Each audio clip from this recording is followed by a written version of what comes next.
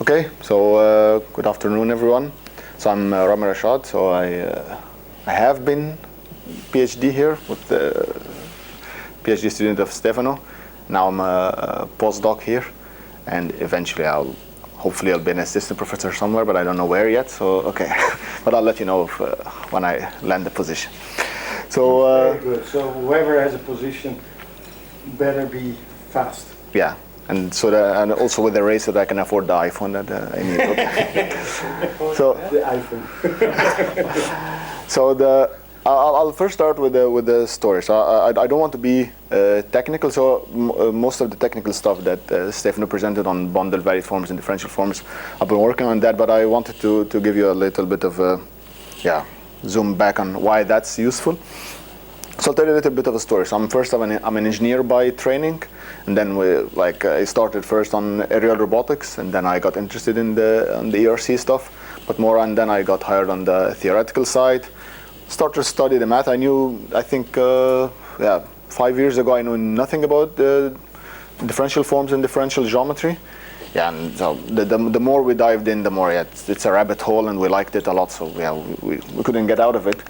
But then we started look on the posters that we have here at the group. And then we got reminded that we're a robotics group. So how can we use that stuff for robotics?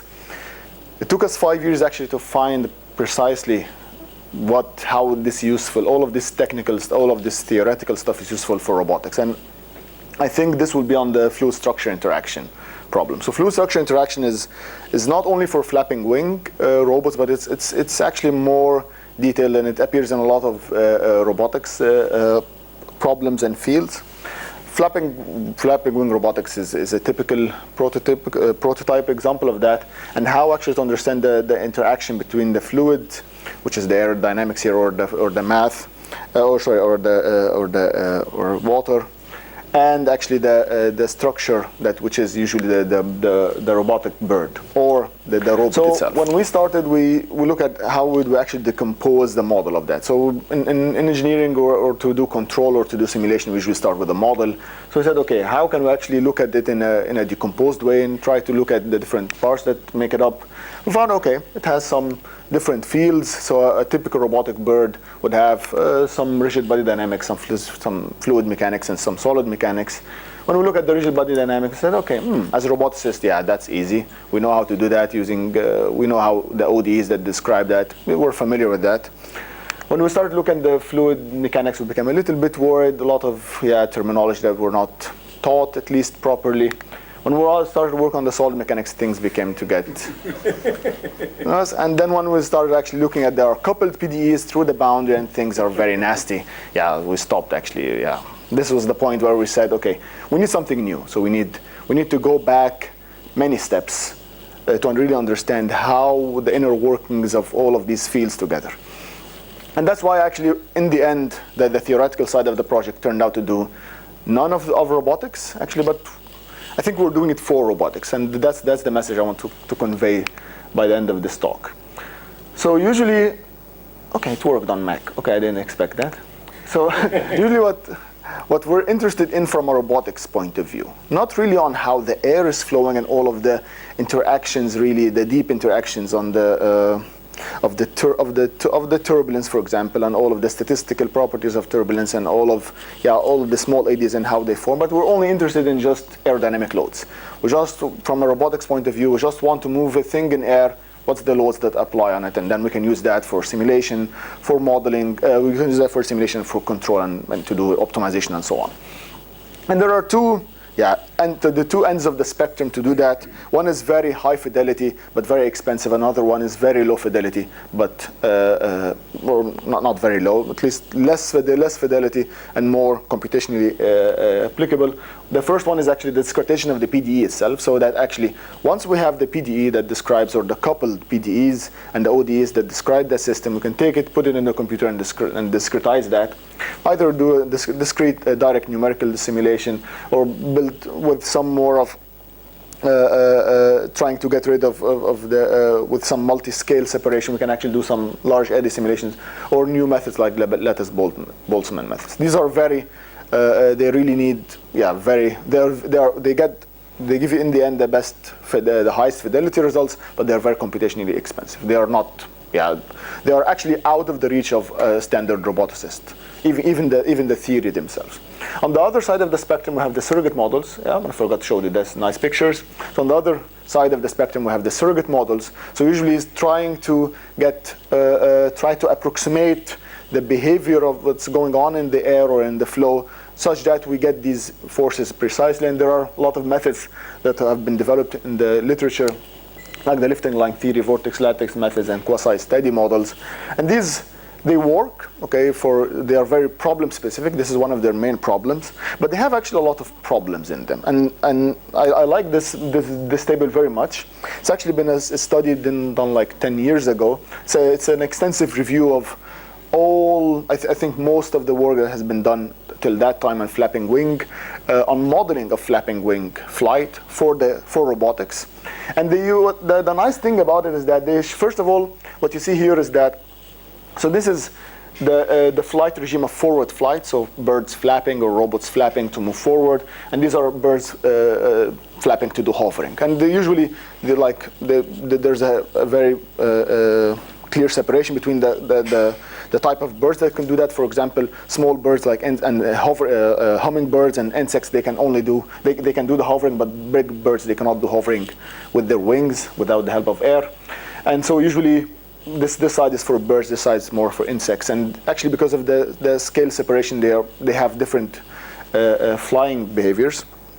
But what's nice about that is actually a lot of researchers actually use the quasi-steady models, and a lot of them use the other methods. But for high angle of attacks and for high flapping frequencies, which are actually by big birds or by more that are needed for more complex, for example, like takeoff and landing, and these complex behavior that we see with birds, none have actually been used studied. So this shows actually there's a huge gap in these methods, and they are all based on potential flow assumptions, and then there are additional tricks to make them actually work for to add viscous effects and other effects.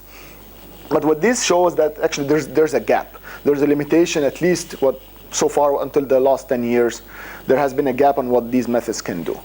Again, on the other side, for the direct numerical simulation, they have not actually been used for these type of applications, because of how expensive they are. So what actually robotics, and specifically the aerial robotics community needs, is a tailored fluid structure interaction tool, and it doesn't exist. So actually, what we need something is like, for example, in legged robotics, this is like becoming a standard approach now, where the simulation is being used actually to also develop the controller itself. So what the roboticist working on legged robotics, they have the robot which they know everything about. They put it inside of the simulator, and they can run it. They can run so many models of that simultaneously, and then it will actually learn how to the complex maneuvers it should happen to move actually in the simulation. So it's learning the controller, and the best thing about, and these are all advancement in reinforcement learning and in machine learning in general, but they also are 100% applicable to the real robot. So there's also some ways to transfer whatever you learn in the simulation going to actually to the robot itself, and there will be some experimental results shown later. So what the machine learning community thinks that the physics is no longer used in the control, and that's true. So the physics is not used, but it's actually all of the physics is built inside of the simulator, and they use that information to learn how it should walk and move, and then it's applicable to the robot itself. And so this is precisely the policy that's learned, the reinforcement learning policy that's learned in the simulation, and is transferable to the real robot. And there's been a lot of work, and there are very, very nice results on that. The aerial robotics community does not have anything that can compete with this kind of behavior. Okay, so and the strategy that came out of the project, and actually that requires another ERC, so whoever is interested in that, actually is that to use the scientific computing community themselves, they have a lot of tools. They have a lot of tools that have been developed in the previous years, and they are actually ready to be integrated together and so to produce this kind of fluid structure interaction tool that robotics need this. And my personal interest in these actually is in these two very active fields. And I think the combination of them together would, in the end, lead to this novel simulation tool. The first one is model order reduction. So how can we actually bridge the gap between whatever you get from the discretization in the end so that it can be used in real time and used for optimization in this way. So, and this is a very active area of research. Combining that with learning is getting also very popular nowadays.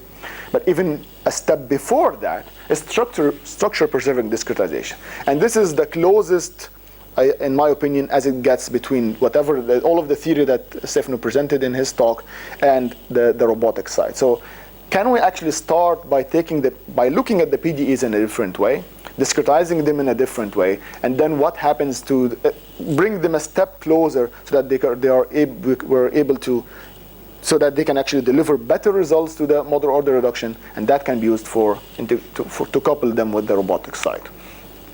Structure preserving discretization in a nutshell. So it's a very well-used terminology, but it's also one of these statements that actually is not well defined. And the way I define it is that, in a nutshell, the whole idea behind structure preserving discretization is that the more of the physics that you built inside of the discretization scheme, the better numerically it behaves from an accuracy point of view and from a stability point of view. Okay, and our strategy in that is that the better simulation requires a better theory, and this is precisely why we actually started from the theory. So it took us a lot of years, a lot of diversions, a lot of studying, a lot of mathematics. It was very, very nice, and we enjoyed it a lot. But I think we're at the stage now where we can bridge that between the theory and the robotics side using the numerics. And this will be the second part of the talk that I want to show you. These are we started very late in the project on the numeric side, and it has been actually, it changed the way we looked at the theory, and there was a lot of interaction between the theoretical side and the numeric side. So this was very nice to experience. And I'm going to show you some preliminary results from actually some computer simulations that we've been doing very lately. So the focus of the structure preserving side is really to refine the theory, and that was all of the exterior calculus and the bundle valued forms and the standard scalar valued forms that Stefano showed you. I'm going to reflect again very quickly on that, and then I'm going to show you some cool videos in the end. I'm going to skip this slide for the sake of time. So why would you go to exterior calculus? So repeating what Stefano said. So first of all, you see a clear separation between what is metric dependent and what's metric independent operations, and you see something that's not seen at all in vector calculus, which is this issue of orientation. That the fact that one vector field or one scalar field can represent either stuff that are inner oriented or outer oriented, this idea. Another thing from an operational point of view is that if you work with vector calculus, there's a lot of formulas. Okay, so all of these formulas in red, you probably recognize them from your engineering education, from math education, that you had to study them, and with all of the differences between them. But in the end, they're actually, in exterior calculus, there's just one formula each. And these are very basic formulas. So this is the Leibniz rule, and this is the Stokes theorem, which should be actually called the fundamental theorem of calculus. And combining both, you get the integration by parts, and integration by parts is precisely what appears, in numerics, what's used, for example, in the finite element or Galerker projection methods, and so on. So these are very fundamental. And you can with these two formulas, not only that the exterior calculus unifies all of these operations compared to exterior vector calculus, they also generalize them to arbitrary dimensions and coordinates. So in whatever coordinate system you work or whatever dimension, they have the same form. And for example, try to remember how the curl works in 2D and 3D, and then okay, good luck with that. I personally find a lot of trouble. That's from the analytical point of view. From the computational point of view, exterior calculus, because of its nature and because of how it's built and how it's related to, as Stefano said, to points, to lines, to space, to faces or surfaces, and to volumes, they are very natural to be used in discretization. And there has been two schools of thought on how to do that. One is called DEEC, so discrete exterior calculus, and the other one is called FEEC, finite element exterior calculus. And again, these are very active areas of research themselves in the scientific community, scientific computing community. So again, why do we need bundle valued forms? In a nutshell, very simply, if you have a theory, physical theory that only requires scalar fields and vector fields, then you're good to go with scalar valued forms. If you need more than that, for example, like elasticity, stress tensor, momentum, all of these what happens in solid mechanics and in fluid mechanics, you need to use bundle valued forms. So bundle valued forms are more general than that. They also have very similar properties to scalar valued forms, and they're also very similar. So they're just technically more involved, but in the end, the number of operations in the end is very little to actually memorize and to work with them and to master. So they are much easier to master than vector calculus and tensor calculus, and they are much more versatile in what they can do. Now on the Navier-Stokes. So the Navier-Stokes, one thing that's known in the scientific computing community, especially the people working on structure preserving discretization, is that all of the how you can write the equations at the continuous level are all equivalent. But at the discrete level, they give completely different properties, and this is very important because, people write. Some people like the Laplacian formulation of Navier-Stokes. Some people like the conservation formulation. Some people can use more vector calculus identities, write them differently. But which one do we use actually to start for the discretization? Something that tensor calculus completely hides is this issue of duality. So if you look at these two equations, and it's probably one to a different screen. No, okay. Okay, no problem. This one and that one. That's why I don't add a lot of blocks. Okay, so this one and that one, they are in tensor calculus. They are actually, one is the equation of velocity and one is the equation of momentum. If you contemplate for a while on them, they're very similar to each other.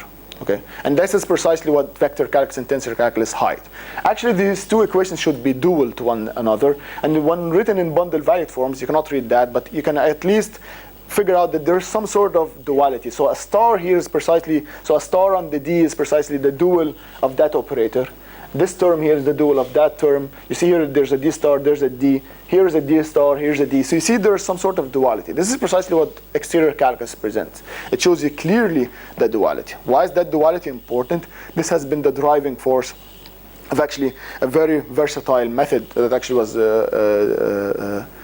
discovered, invented by Yi, Arthur, and Mark at Delft, and it's called the dual field method. And what the dual field method does is that it exploits these two formulations. So it actually, when building a numerical solver for Navier-Stokes or for whatever physical system, it simply tells you that you can use these two fields together in a way that because of their duality, and you can get very powerful numerical results. I'm going to show you some of these preliminary results that I've been working with. So this is the dual field method in using scalar valued forms. Okay, again, we can still use scalar valued forms again under some certain conditions. This is one of these conditions. So actually, this is a periodic domain, so we don't have any boundary yet. So whatever so this side is connected to that side, and this side is connected to that side. Okay.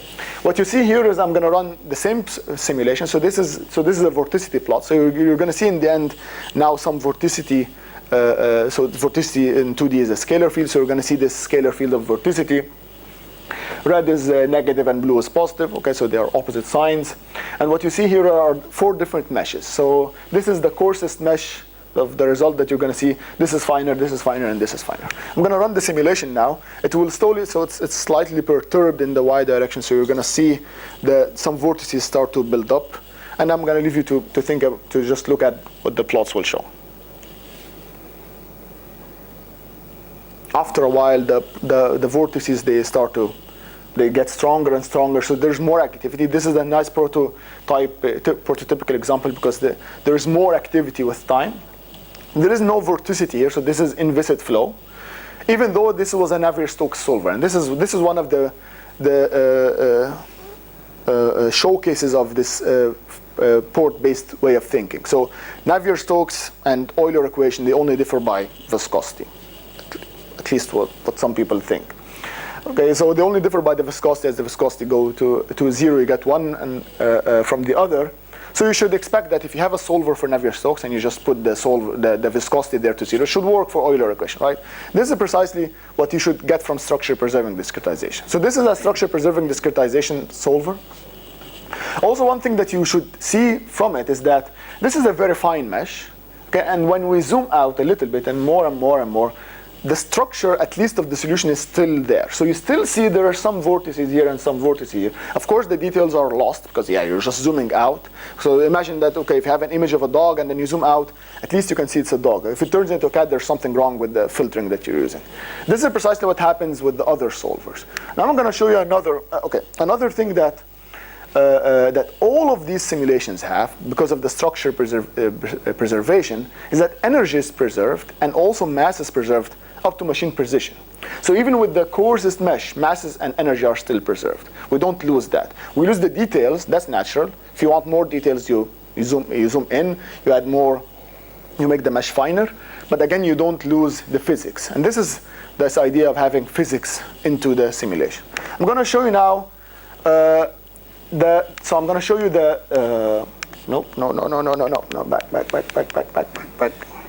back again. Yeah, I'm going to show you the finest mesh of the structure preserving numerical method and a standard method.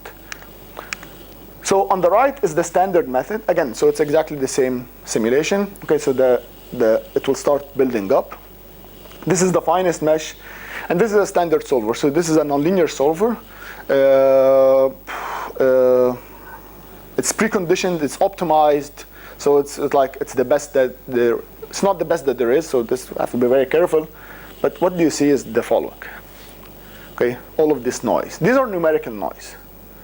They had nothing to do with the physics. Okay, so this is what structure preserving discretization gives, and this is the standard method. Okay, why did I choose this method? I chose this method because there's a 2012 study, very nice study, very nice work that they've been doing on comparing a lot of Navier-Stokes solvers, and this was the best one. Okay, so this was the most accurate one that was out of that study. It's a standard Galerkin projection discretization, and this is precisely what you can see. And I had to run it on a very fine mesh, and I've also a very fine time mesh, because lower order polynomials, for example, if you go, so these methods, so this structure preserving discretization method, it works even if you change the polynomial degree and if you change the mesh. So it works. It's a very nice. It has very nice convergence behavior.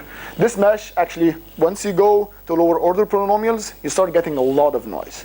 It doesn't even converge for some meshes. So you need to start with very fine time, very fine space meshes so that it works. And this is precisely what we think will change. This will be the paradigm shift, and that will help in the end the robotics simulator that I started with. That actually the direct numerical solvers are already much well behaving compared to the standard methods, then compared and combined with all of this workflow that is already evolving a lot from the scientific computing community, I think can lead to a lot of very nice results. So that summary of my talk is that first, the aerial robotics community really needs a tailored fluid structure interaction simulator. The scientific computing community, they have a lot of ready-to-use tools. They're busy with a lot of stuff, so yeah, unfortunately they cannot help us because of so many reasons. So I think the robotics community needs to be working on that. And there's a growing interest in this kind of, from the robotics community side, in this kind of simulations. And structure preserving discretization is actually a very evolving field, and it's very suitable for this purpose. Thank you very much. And if you're interested, you can check these websites for more information. And yeah, that's the end of my talk. Thank you very much. Thank you very much, Ramy. Are there any questions? I guess what I'm curious about is some of these discretizations. Yeah. How well do they can be applied to your knowledge if you have particle grid methods like material point? That's a very good point. We haven't tested that. Okay, so but this is really this is related to the simulation of solid mechanics. Okay, that you can have the material representation. So this is the Lagrangian representation in solid mechanics. This is very powerful there. And there we need to work actually with the Lagrangian representation. We need to use bundle valued forms, and this is what we're working on right now. So the exterior calculus, all of these numerical tools, they are well understood for scalar valued forms, and these are the simple simulations I was showing you. the bundle, it doesn't exist yet for bundle valued forms, and there is no work on bundle valued forms for the generic case of Navier-Stokes and solid mechanics yet. So this is also a problem that has to be solved first. But I think once that's solved, it could be used for solid and fluid mechanics. Mark? Yes, two questions. The first one is the comparison that you showed. Yeah. That's for real valued forms, right? Yes. And did you use the dual field approach in this simulation? Yeah. So that was the left side. That's the approach he suggested with the two dual on the same mesh. On the same mesh, yes. Yeah. Exactly. With the time staggering. Yeah. With the nonlinear part. Yeah.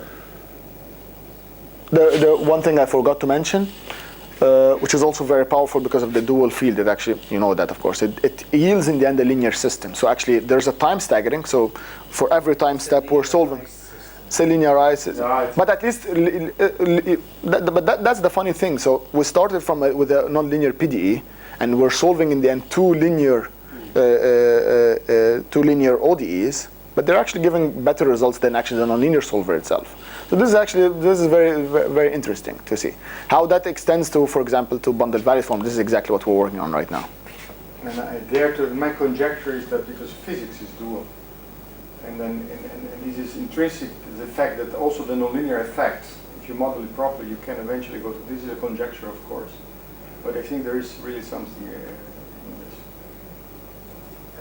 I don't really agree that it becomes linear.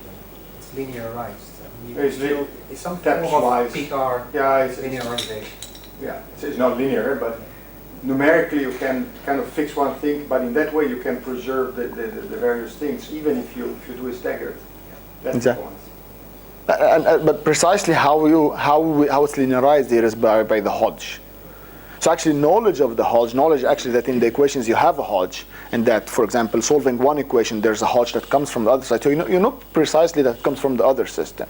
Maybe if we figure out that, for example, we have a different operator that will link things together, at least we'll know that we're going to need an evolution equation that includes the information of that Hodge or that operator on the other side, and then we can couple to it. But at least all that is hidden in vector calculus. This is the problem, right?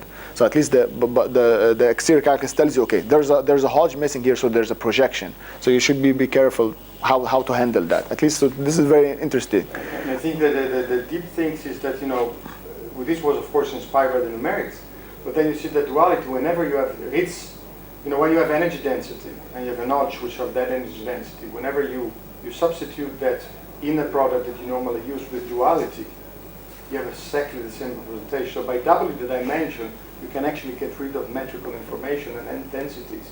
This is not only for numerics, this is deeper than that. This is actually what I mentioned I was working with. This is much deeper than only numerics, I believe. But if I'm correct, your Hodge matrix is not a square matrix, right? There's no Hodge matrix. That's the thing. So there are two fields, right? They are related theoretically by a Hodge. Yeah. Okay. If you would write one in terms of the other, Yeah. this Then you matrix would, would be non-square. Yeah.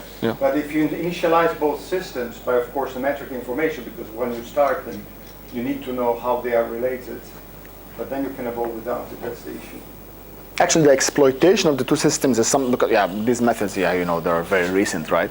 So actually, there hasn't been a lot of tinkering with how can we actually exploit this information, because we have redundant information on the two things. So for example, we have an energy equation from this equation, and have an energy equation on that system. Theoretically, they should be the same, right? Of course, numerically they are not, but this precisely tells you, for example, where to refine the mesh.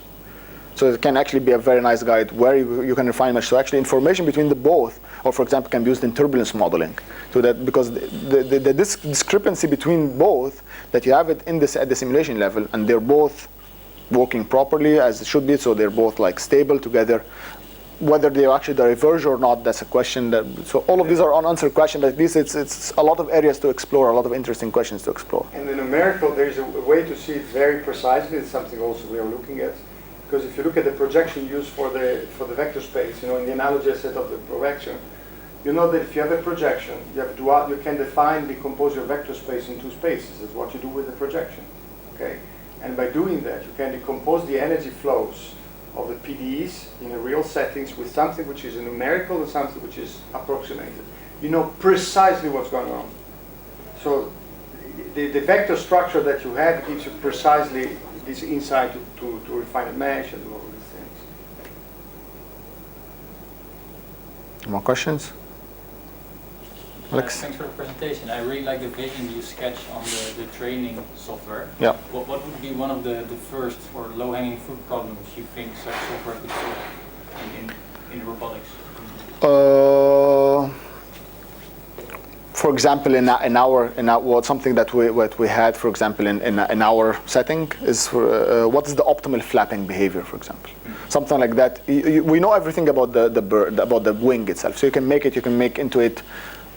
Let's say that you have the best idea for actuators and sensors to put inside, and how in the end should it move, right? And how to actuate all of these, so many degrees of freedom, right? A computer can do that for you, right? But you just put it. Right? Because you can, once you have this, it's not periodic. You don't need it to be periodic. You could even learn, how to land, Yeah. how to take off. You name it. This is one of the I would say pitfalls of the other side of the spectrum, which is, for example, the surrogate models. Because the surrogate models, you start by saying you have to make it simpler, right? One of the simplification steps that was always used is that you have a predefined, for example, like a sinusoidal behavior. This is one method, for example. It assumes that you had a sinusoidal behavior, and that on top of that you build the method, right? But what if you want to use that method to learn something other than the sinusoidal? Harmonics, more amplitude, etc. Exactly. Yeah. But for drones, other drones, for example, is it useful? Or? Yeah, I think, yeah. But not only drones, because underwater works the same. Yeah. So, okay, and once you have soft aerial or underwater robots, which are both actually two very active fields, again, so actually it will be like it will be a very nice. It's applicable, again, this is the idea of physics, Lego physics, right? Once we solve one problem in the most general way, it probably will work directly to other methods. And so this is the vision that we hope this simulator will achieve. And preserving all the physics, that's the crucial things. And you will show. Do you show something about adaptation, mesh adaptation? Yes.